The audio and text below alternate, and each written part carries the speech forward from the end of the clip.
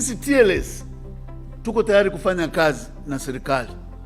Kama kuna chochote chanya tunachoweza kufanya kulisaidia taifa kutoka kwenye mkwamo, sisi tuko tayari kushirikiana na serikali namna ya kuwafikia wananchi, ili mradi tuongozwe kwa ukweli, haki na uwajibikaji, kwa sababu nchi ikipona na sisi tumepona, nchi ikiharibika na sisi tumeharibika.